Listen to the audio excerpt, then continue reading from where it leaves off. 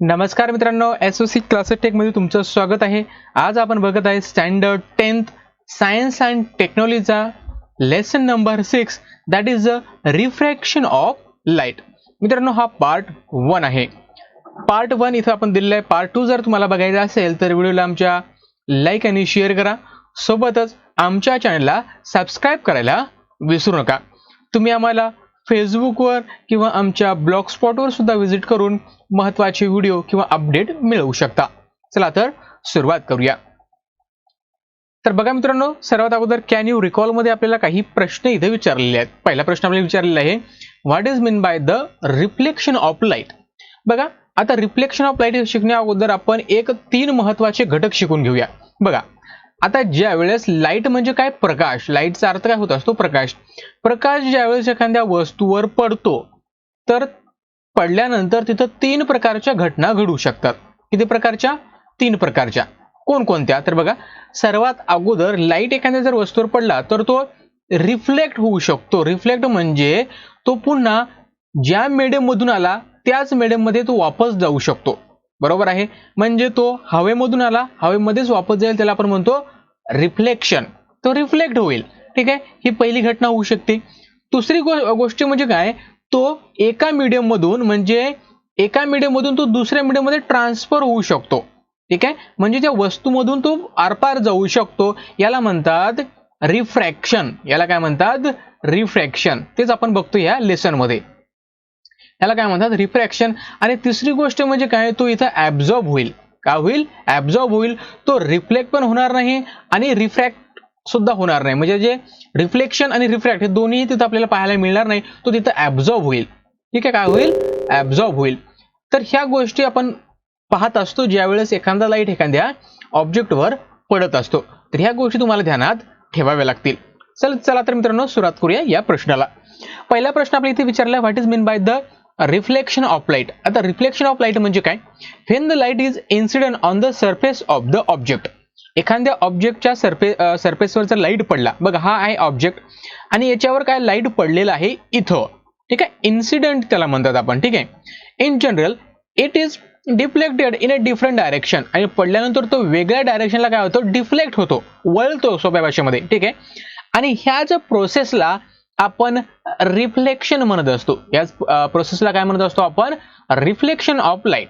बघा, आता हा तुम्हाला दिसतो इन्सिडेंट रे. बघा, ज्यावेळेस आपण एखादा बल्ब लावतो आपल्या घरामध्ये, ज्यावेळेस त्याचा प्रकाश पडतो, ठीक आहे, त्याच्यामध्ये इन्फिनाइट म्हणजे अनंत असे काय असतात, रेज असतात. हे रेज आपण पाहू शकत नाही किंवा ह्या रेजला कुठली थिकनेस नसते. फक्त आपण एक कल्पना केलेली आहे की रेजला जो लाईट आहे तो एक रेजच्या फॉर्म मध्ये आपण दाखवू शकतो. आणि याची डायरेक्शन आपण ह्या एरो हेडनं दाखवत असतो. एरोचा जो हेड असतो त्याने आपण या रेची डायरेक्शन दाखवत असतो. म्हणजे काय झालं बघा, हा इन्सिडेंट रे आहे, तो इथं पडला, पडल्यानंतर तो डिफ्लेक्ट झाला कुठल्या, ह्या डायरेक्शननं, म्हणून याला म्हणतात रिफ्लेक्टेड रे. याला काय म्हणतात? Reflected ray. आणि हा बघा मित्रांनो, हा जो नॉर्मल आहे बघा, जिथं पडला त्या सरफेस, बघा हा सरफेस आहे, सरफेसला एकदम परपेंडिक्युलर जर आपण एक लाईन ओढली, बघा हा सरफेस आहे आणि या सरफेसला एकदम परपेंडिक्युलर म्हणजे 90 डिग्री मध्ये जर आपण लाईन ओढली तर तो तिचा नॉर्मल होतो. ठीक आहे, मग हा नॉर्मल जर बघितला म्हणजे अँगल ऑफ इन्सिडन्स आणि अँगल ऑफ इन्सिडन्स म्हणजे अँगल ऑफ इन्सिडन्स म्हणजे काय की अँगल ह्या दोघांमधला म्हणजे नॉर्मल आणि इन्सिडेंट रे या दोघांमधला जो काय अँगल असतो हा, ठीक आहे, इन्सिडेंट रे आणि नॉर्मल मधला, ठीक आहे, त्याला आपण म्हणत असतो अँगल ऑफ इन्सिडन्स. ठीक आहे, आणि जो नॉर्मल आणि रिफ्लेक्टेड रे याच्यामधला जो काय अँगल असतो त्याला आपण म्हणत असतो अँगल ऑफ रिफ्लेक्शन. त्याला काय म्हणत असतो आपण? Angle of reflection.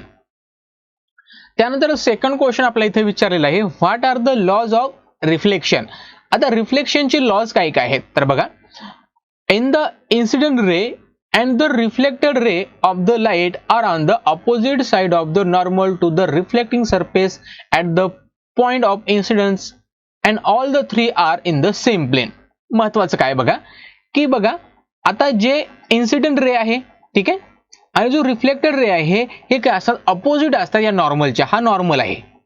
ठीक आहे, नॉर्मल मी तुम्हाला अगोदर सांगितलं, नॉर्मल म्हणजे काय, जो सरफेस आहे सरफेसला एकदम परपेंडिक्युलर जो असतो, ठीक आहे, त्याला आपण काय म्हणत असतो, नॉर्मल म्हणत असतो. मग जो हा नॉर्मल आहे ठीक आहे. याच्या दोन्ही बाजूला म्हणजे अपोजिट साइडला काय आहे, एक इन्सिडेंट रे आहे, दुसरा आहे रिफ्लेक्टेड रे. ठीक आहे, अपोजिट साइडला आहे. आणि हे तिन्ही बी म्हणजे इन्सिडेंट रे, हा नॉर्मल आणि हा रिफ्लेक्टेड रे, हे तिघ पण कसे आहेत, एकाच प्लेनवर आहेत.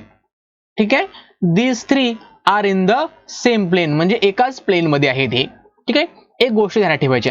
सेकंड पॉइंट आहे, the angle of incidence and the angle of refraction are equal in a measures. म्हणजे अँगल ऑफ इन्सिडन्स म्हणजे हा अँगल, ठीक आहे, इथला हा अँगल, आणि अँगल ऑफ रिफ्रॅक्शन म्हणजे हा अँगल, हे दोन्ही अँगल कसे असतात, इक्वल असतात. दोन्ही अँगल कसे असतात, इक्वल असतात. समजले मित्रांनो आपण काय बोलतोय ते.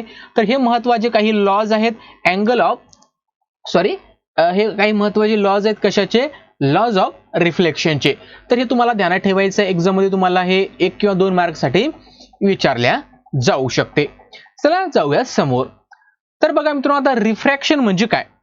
आता इथं आपल्याला दोन वस्तू दिलेल्या आहेत. ठीक आहे, एकामध्ये पाणी आहे एका बिकरमध्ये, त्याच्यामध्ये आपण कॉइन टाकला आणि कॉइन टाकल्यानंतर बघा कॉइन हा बुडाला जाऊन बसला. कॉइनची पोझिशन हे आहे, कुठं आहे, खाली आहे. पण कॉइन आपल्याला बघितल्यानंतर असं वाटतं की कॉइन कुठं आहे, इथं आहे. बरोबर आहे, कॉइन आहे इथं, पण आपल्याला बघितली की असं वाटतं की कॉइन इथं आहे. ठीक आहे, मग कशामुळे होते, रिफ्रॅक्शन मुळे. कशामुळे दिसते आपल्याला, रिफ्रॅक्शन मुळे. बघा ही पेन्सिल जर बघितले तर ऍक्च्युअली पेन्सिल अशा प्रकारे आहे, सरळ गेलेली आहे. बरोबर आहे, सरळ अशा प्रकारची पेन्सिल आहे. पण आपल्याला असं वाटते की पेन्सिल ही अशी तिरपी आहे. ठीक आहे, असं का वाटते, याचं सुद्धा कारण काय आहे, रिफ्रॅक्शनच कारण आहे. बघा आता, in the above activities the observe the effect are created due to the change in the direction of the light while coming out of the water. म्हणजे ज्या वेळेस जो लाईट आहे ह्या पाण्यामधून ज्यावेळेस बाहेर निघतो, बघा ऍक्च्युअली तर तो असा बाहेर निघतोय, बरोबर आहे. पण ज्यावेळेस पाण्यामधून तो हवेमध्ये जातो, म्हणजे हे पहिलं मीडियम आहे वॉटर आणि दुसरं मीडियम काय इथं एअर आहे. मग ज्यावेळेस तो पाण्यामधून बाहेर निघण्याचा प्रयत्न करतोय त्यावेळेस त्याची डायरेक्शन चेंज होते आणि चेंज झाल्यामुळे आपल्याला असं वाटते की जो कॉइन आहे तो इथं आहे. ठीक आहे, कशामुळे, तर change in the direction of the light whale coming out of the water. Light changes it direction when going from one transparent medium to the another transparent medium. This called the refraction of light. बघा, ज्यावेळेस light एका medium मधून दुसऱ्या medium मध्ये जातो, बघा ज्यावेळेस light एका ट्रान्सपरंट मीडियम मधून दुसऱ्या ट्रान्सपरंट मीडियम मध्ये जातो त्यावेळेस त्याची तो डायरेक्शन काय करतो, चेंज करतो. त्याची लाईट जी असते म्हणजे प्रकाश असतो ते काय करतो, त्याची डायरेक्शन चेंज करतो. अशा घटनेला आपण काय म्हणतो, रिफ्रॅक्शन ऑफ लाईट. अशा घटनेला आपण काय म्हणतो, रिफ्रॅक्शन ऑफ लाईट. तर ह्या गोष्टी तुम्हाला इथं ध्यानात ठेवायच्या आहेत. ठीक आहे, समजलंय. चला जाऊया समोर. तर बघा मित्रांनो, इथं आपल्याला एक बघा मित्रांनो, इथं आपल्याला एक ग्लास स्लॅब दिलेला आहे. आता ग्लास स्लॅब म्हणजे काय, तर बघा मित्रांनो, इथं तुम्हाला दिसेल की हा एक ग्लास स्लॅब आहे आणि इकडे एअर आहे. म्हणजे ज्यावेळेस हा एअर म्हणजे हा रेज आहे, ए बी हा रेज आहे. ठीक आहे, हा रेज आहे, हा ज्यावेळेस या एन पॉइंट वर पडतो. ठीक आहे, बघा हा रेज ए बी रेज ज्यावेळेस या एन पॉइंट वर पडल्यानंतर तो काय झाला, रिफ्रॅक्ट झाला. रिफ्रॅक्ट म्हणजे काय, हे एअर मधून तो ग्लास मध्ये ट्रान्सफर झाला. बरोबर आहे, ट्रान्सफर झाल्यानंतर तो काय झाला, थोडासा डिफ्लेक्ट झाला, त्याने त्याची डायरेक्शन चेंज केली आणि चेंज केल्यानंतर तो काय करा, या नॉर्मलच्या जवळ आला. ठीक आहे, मग हा झाला अँगल ऑफ इन्सिडन्स. म्हणजे हा नॉर्मल आहे आणि हा अँगल ऑफ हा काय आहे, इन्सिडेंट रे आहे. यांच्या मधामधला जो अँगल असतो त्याला म्हणतो आपण अँगल ऑफ इन्सिडेंस. ठीक आहे, त्यानंतर बघा हा आर म्हणजे काय आहे, अँगल ऑफ रिफ्रॅक्शन. ठीक आहे, हा अँगल ऑफ रिफ्रॅक्शन. त्यावेळेस हा जो रे आहे, हा रे समोर जाऊन ह्या यम पॉइंटवर पडला, त्यानंतर तो बाहेर गेला. तो बाहेर गेला. याचा अर्थ काय, बाहेर गेल्यानंतर आपल्याला काय दिसतंय की जो एम पॉइंटवर पडला की बाहेर गेला, याचा अर्थ की हा इथं दिसतो मला हा. ठीक आहे, I1 म्हणजे काय, हा अँगल ऑफ इन्सिडेंट आहे. त्याला काय म्हणतो आपण, angle of incident in second case. Second case म्हणजे काय आहे, या सेकंड पॉईंट वरती झालेला आहे म्हणून आपण याला सेकंड म्हणतो. ठीक आहे. हा फर्स्ट अँगल ऑफ इन्सिडेंस, हा आहे फर्स्ट अँगल ऑफ रिफ्रॅक्शन, इथं आहे सेकंड अँगल ऑफ इन्सिडेंस, इथं आहे सेकंड अँगल ऑफ रिफ्रॅक्शन, त्याला आपण ई दाखवलेला आहे. म्हणजे हा I2 घ्या किंवा I1 घ्या, नो प्रॉब्लेम, I2 घेतलं तरी चालेल. ठीक आहे. बघा मग हा अँगल आहे. ठीक आहे. याला म्हणतो आपण अँगल ऑफ इन्सिडेंस. ठीक आहे. पण सेकंड केस मधला आहे. हा अँगल ऑफ रिफ्रॅक्शन सेकंड केस मधला. ज्यावेळेस तो बाहेर पडला रे, तो काय केला, नॉर्मल पासून दूर गेला. काय गेला, नॉर्मल पासून दूर गेला. मग इथं आपल्याला एक गोष्ट इथं पाहायला मिळते की ज्यावेळेस जो रेज आहे एका मीडियम मधून दुसऱ्या मीडियम मध्ये गेला, त्यावेळेस काय झालंय की तो डिफ्लेक्ट झाला किंवा त्याने त्याची डायरेक्शन चेंज केली. बरोबर, इथं आपल्याला पाहायला मिळते. मग इथं आपल्याला एक गोष्ट पाहायला मिळेल, हा अँगल ऑफ रिफ्रॅक्शन आहे आणि हा सेकंड केस मध्ये जो अँगल ऑफ इन्सिडेंट आहे, हे दोन्हीचा अँगल सेम आहे. म्हणजे angle of refraction in a first case and angle of incident in a second case, हे दोन्ही कसे असतात, सेम असतात. बघा, आर इक्वल टू I1 घ्या. ठीक आहे. I1 आपण याला म्हणूया. ठीक आहे. I2 म्हणलं तरी चालते आणि I1 म्हणले तरी चालते, किंवा R इक्वल टू I2. ठीक आहे. म्हणजे हे दोन कसे असतात, सेम असतात. इथं आपल्याला हे गोष्ट इथं समजते. ठीक आहे. फक्त एवढंच तुम्हाला इथं ध्यानात ठेवायचं आहे. म्हणजे जर एका ऑब्जेक्ट मधून किंवा ग्लास स्लॅब मधून जर दोन वेळा जर तिथं रिफ्रॅक्शन होत असेल, दोन वेळा, ठीक आहे, तर पहिल्या केस मधलं अँगल ऑफ रिफ्रॅक्शन आणि सेकंड केस मधले अँगल ऑफ इन्सिडेंट्स हे दोन्ही कसे राहतात, सारखे राहतात. ठीक आहे. समजले. चला समोर जाऊया. त्यानंतर यूज युअर ब्रेन पॉवर मध्ये आपले इथं दोन प्रश्न विचारले. पहिला आहे, will light travel through a glass slab with the same velocity as it travel in the air. म्हणजे बघा, आपण इथं बघितलं की जी काही एअरची वेलोसिटी आहे, बघा एअरची वेलोसिटी म्हणतोय, ह्या रेची जी काही वेलोसिटी या एअर मीडियम मध्ये आहे, तीच वेलोसिटी या ग्लास मीडियम मध्ये राहील का? तर याचं आन्सर आहे नो, ती राहणार नाही. सेकंड क्वेश्चन आहे, will the velocity of light be a same in all media. आपण आताच बघितलं की सगळ्या मीडियम मध्ये जी वेलोसिटी ऑफ लाईट आहे ही चेंजेस होत राहते, सारखी नसते.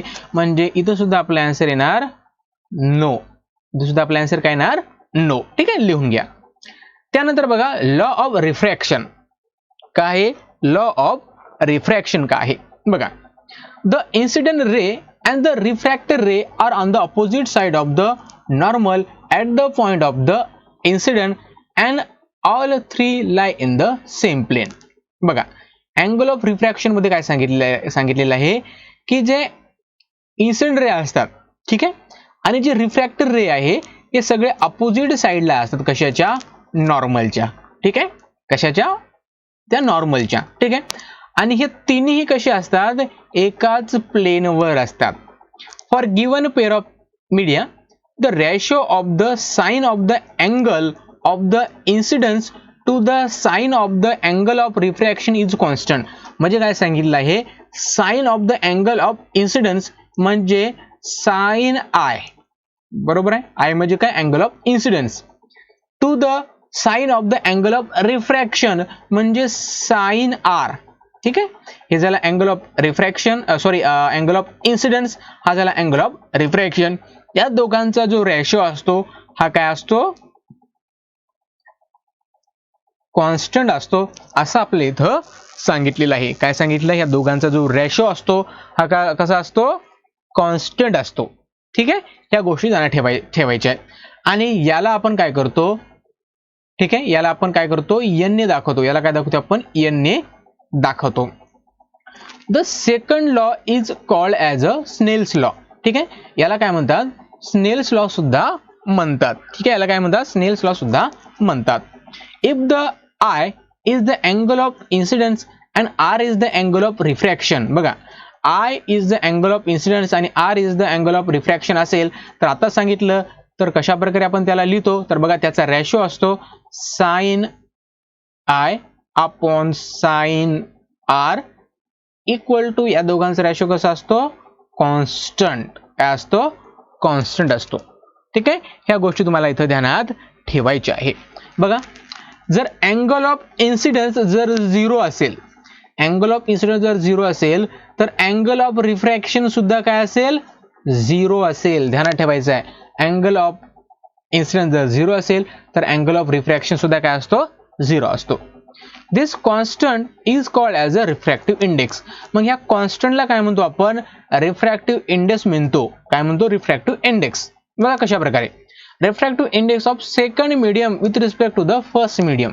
बघा हा काय असतो रिफ्रॅक्टिव्ह इंडेक्स असतो आणि याला आपण असं लिहित असतो second medium with respect to the first medium म्हणजे 2n1 अशा प्रकारे ठीक आहे आणि हे 2 लिहित असतो हे आपण पायथ्याशी लिहित असतो ठीक आहे अशा प्रकारे म्हणजे refractive index of second medium with respect to the first medium it is denoted by the n आणि याला आपण n ने डिनोट करत असतो तर हेच आहेत लॉ ऑफ रिफ्रॅक्शन याला तुम्हाला ध्यानात ठेवायचं आहे आता रिफ्रॅक्टिव्ह इंडेक्स म्हणजे काय आपण आताच बघितलं रिफ्रॅक्टिव्ह इंडेक्स म्हणजे काय तर बघा the change in a direction of the light ray while entering the different media is a different it is related to the refractive index of the medium बघा अलग अलग जे अलग अलग मीडियम असतात ठीक आहे वेगवेगळे मीडियम असतात तर एका मीडियम मधून लाईट ज्यावेळेस दुसऱ्या मीडियम मध्ये जाण्याचा प्रयत्न करतो त्यावेळेस तो काय होतो तो थोडासा डायरेक्शन चेंज करतो किंवा तो डिफ्लेक्ट होतो ठीक आहे आणि हे प्रत्येक मटेरियल नुसार वेगवेगळं असते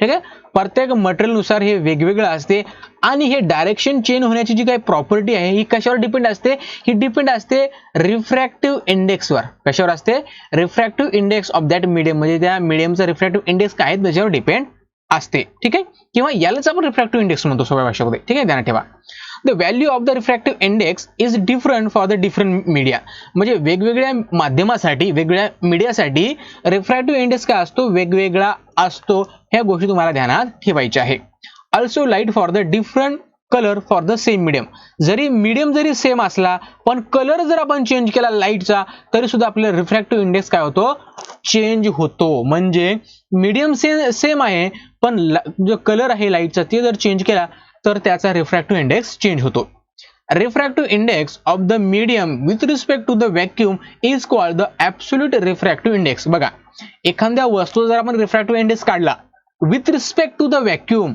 म्हणजे जर एखादी व्हॅक्यूम सोबत जर आपण त्याचा रिफ्रॅक्टिव्ह इंडेक्स काढला तर त्याला आपण म्हणत असतो ॲब्सोल्यूट रिफ्रॅक्टिव्ह इंडेक्स त्याला काय म्हणत असतो आपण absolute refractive index refractive index depend on the velocity of light in the medium आता जो हा रिफ्रॅक्टिव्ह इंडेक्स असतो ठीक आहे हा कशावर डिपेंड आहे तर हा रिफ्रॅक्टिव्ह इंडेक्स वेलोसिटीवर डिपेंड आहे ऑफ दॅट लाईट म्हणजे त्या लाईटच्या वेलोसिटीवर डिपेंड असतो ठीक आहे ध्यानात ठेवा आता बघा मित्रांनो रिफ्रॅक्टिव्ह इंडेक्स बघा इथं फॉर्म्युला दिला आहे sin I upon sin R equal to constant याला आपण n ने इंडिकेट करत असतो ठीक आहे आणि यालाच आपण काय म्हणत असतो स्नेल्स लॉ म्हणत असतो ठीक आहे जर I इक्वल टू 0 असेल म्हणजे इन्सिडेंट रे किंवा इन्सिडेंट अँगल जर 0 असेल तर अँगल ऑफ रिफ्रॅक्शन सुद्धा काय असतो 0 असतो तर ह्या गोष्टी तुम्हाला ध्यानात ठेवायच्या आहेत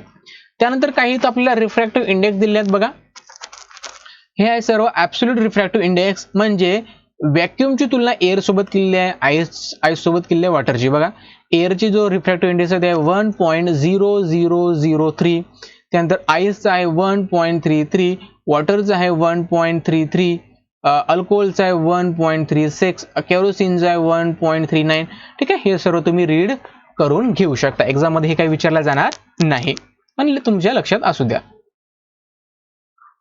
त्यानंतर बघा मित्रांनो काय बघायचं आपल्याला आता आपण काय बघितलं जो रिफ्रॅक्टिव्ह इंडेक्स असतो हे कशावर डिपेंड असतो वेलोसिटी ऑफ लाईट कशावर डिपेंड असतो वेलोसिटी ऑफ लाईट वर बघा तर velocity of light in a medium 1 be a v1 बघा आता एअर इथं एक मीडियम आहे मग ह्या मीडियम मध्ये जी काही वेलोसिटी आहे ह्या रेसची जी काय आहे v1 आहे बरोबर आहे आणि सेकंड मीडियम आहे ग्लास मग ग्लास मध्ये त्या रेची जी काही वेलोसिटी आहे ती आहे v2 ठीक आहे v2 मग काय झालं बघा, the refractive index of the second medium, म्हणजे सेकंड मीडियम मध्ये जो काही आपण काढलेला आहे refractive index with respect to the first medium, first मीडियमच्या रिस्पेक्ट मध्ये जो काही आपण रिफ्रॅक्टिव्ह इंडेक्स काढलेला आहे तो कसा असतो 2n1 अशा प्रकारे त्याला लिहिले जाते, is equal to the ratio of the velocity of the light in the medium 1 in that medium 2. बघा आता ज्यावेळेस आपण रिफ्रॅक्टिव्ह इंडेक्स काढतो, refractive index of second medium with respect to first medium अशा प्रकारे त्याला काढत असतो आपण. काढताना काय असतो, हे कशाच्या बरोबर असतो, ज्यावेळेस आपण रिफ्रॅक्टिव्ह इंडेक्स काढतो, ठीक आहे, second medium with respect to the first medium, हे कशाच्या बरोबर असतो किंवा कशाच्या रेशोच्या बरोबर असतो, तर हे असतो वेलोसिटी ऑफ द लाईट.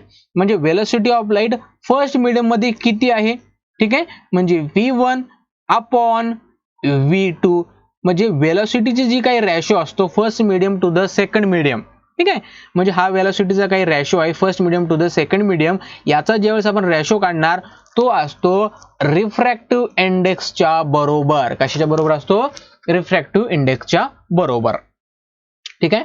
तर ह्या गोष्टी तुम्हाला इथे ध्यानात ठेवायच्या आहे. तर बघा मित्रांनो,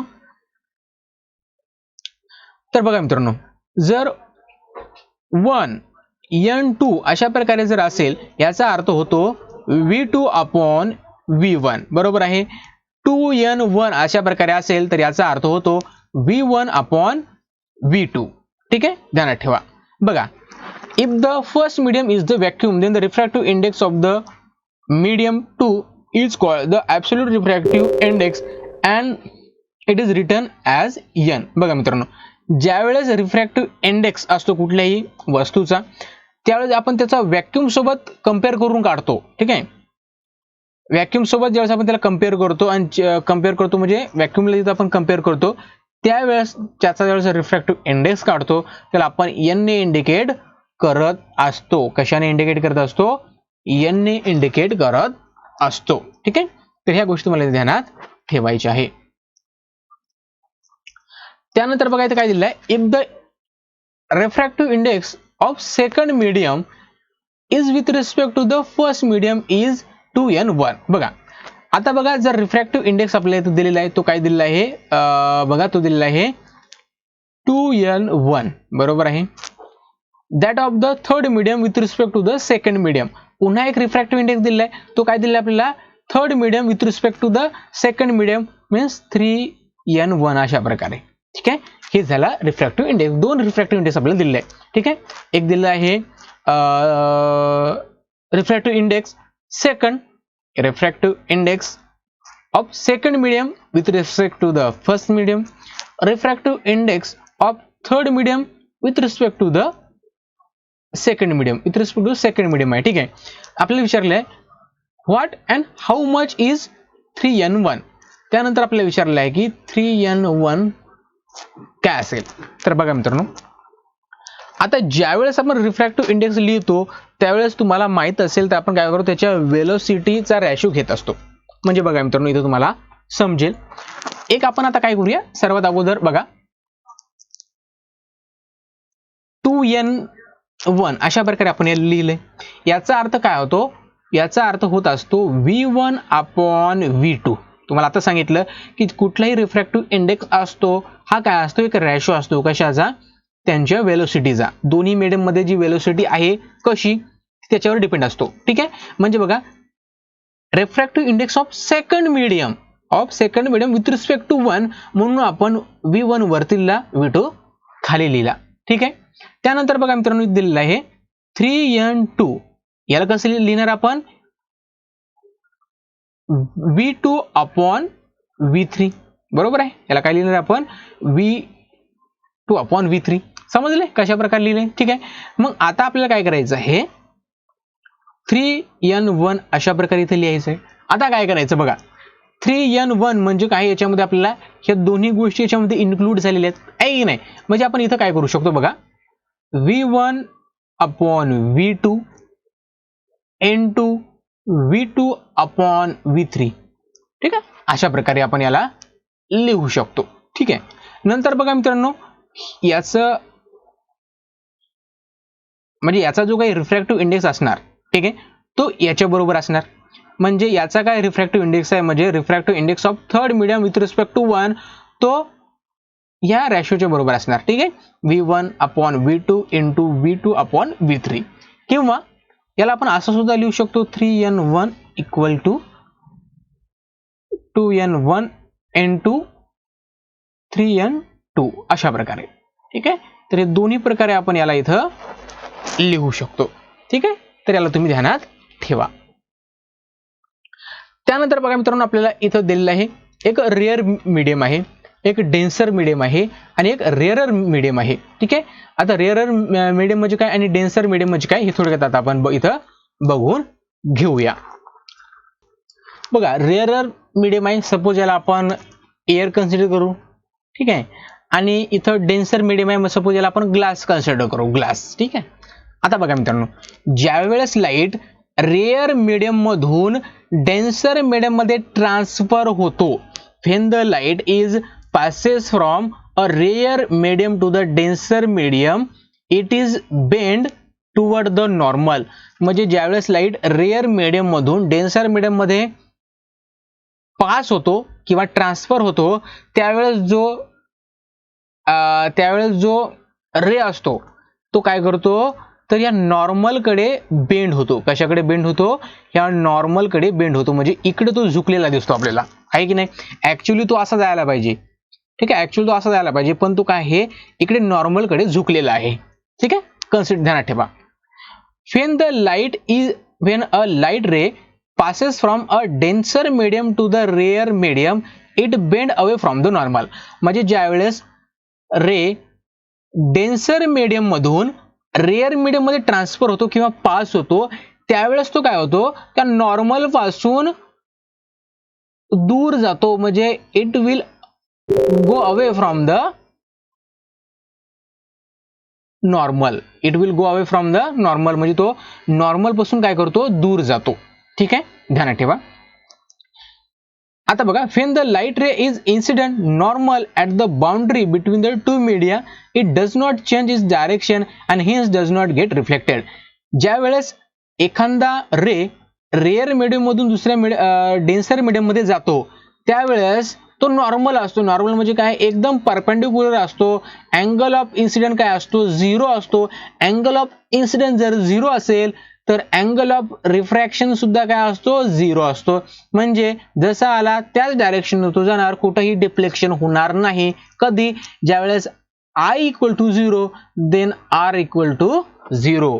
म्हणजे जर अँगल ऑफ इन्सिडेंट जर 0 असेल तर अँगल ऑफ रिफ्रॅक्शन सुद्धा काय होईल, 0 होईल. तर बघा मित्रांनो, आय होप तुम्हाला या सगळ्या गोष्टी समजल्या असतील. हा पार्ट 1 होता. पार्ट 2 तुमच्यासाठी मी लवकरच घेऊन येणार आहे. मागचा व्हिडिओ आपण बघितला होता, हिंदीमध्ये बघितला होता, पण हिंदीमध्ये न बनवण्यापेक्षा मला वाटलं मराठीमध्येच बनवा, कारण मला पण चांगल्या प्रकारे एक्सप्लेन करता येईल. Thanks for watching.